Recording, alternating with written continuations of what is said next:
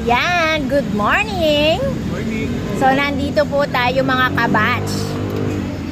Alam nyo naman nung time natin, wala pang social media and masyado tayong, strict yung upbringing natin, napaka-uptight.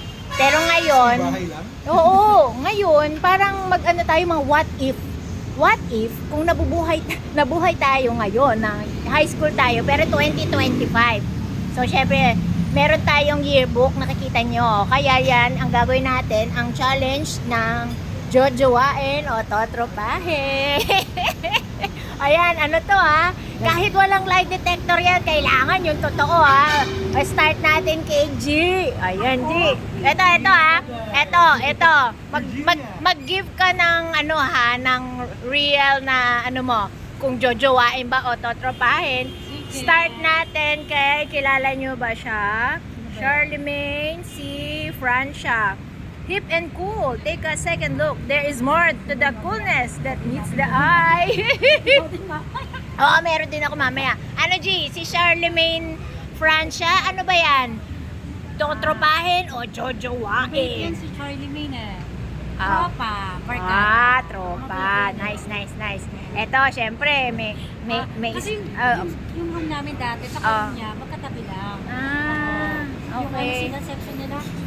Ano nga bang section to? Sila ay section, wait lang section amethyst. Oo, magkatabi yung room namin. Okay. So, pagdating kay Francia, andito ka ba, Francia, mga friends niya, igalaw ang baso. Okay. Totropahin. Okay. Pogi siya, pero na friend zone. Di ba parang kung 14 years old lang? Oo, hindi kasi guys, ito don't get us wrong. This is for fun only. Kumbaga, parang ang sumasagot dito, hindi yung self natin ngayon, pero yung 15-year-old self natin, parang what if lang naman, katuwaan lang. Huwag tayong masyadong seryoso. Yeah! Eto, next. Siguro marami nakakilala sa kanya. Aristotle C. Pagirigan. Friendly and cheerful. A lover of heavy metal music. Every girl's dream boy. Ay, talaga naman. Campus crush pala. So, G? Si Aris ba ay totropahin o jojowain? Last meet ko yun ng third year Silver. Tropa. Tropa. So, friend zone ulit. Sorry, Tropa. Aris. Tropa.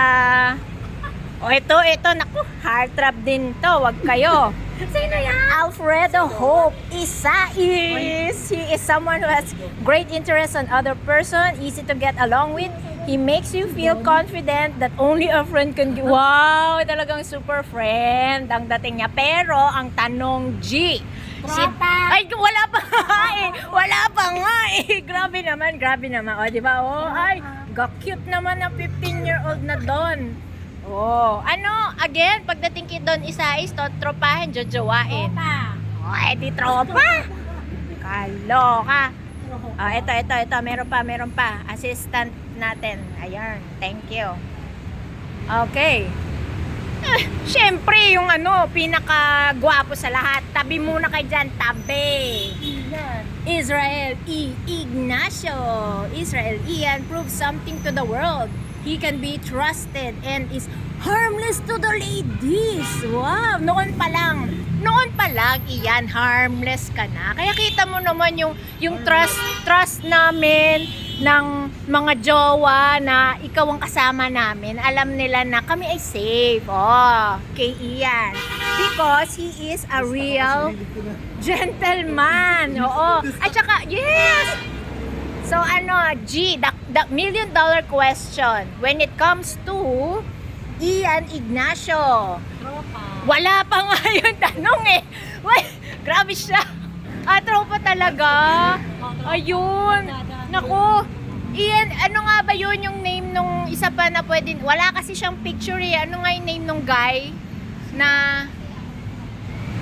Yung guy, ano nga yun?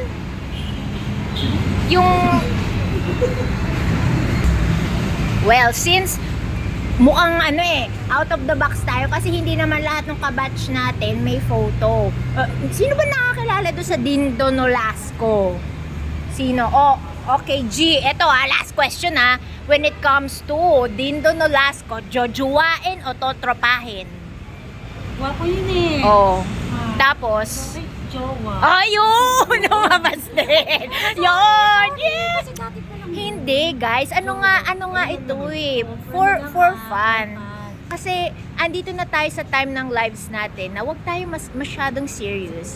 Kaya nga tayo magre-reunion i-reminisce natin and magbibuild tayo ng mga happy memories. So, kaklase kayo since elementary din. Oo.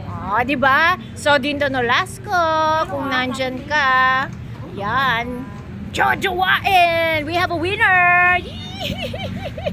Ayun!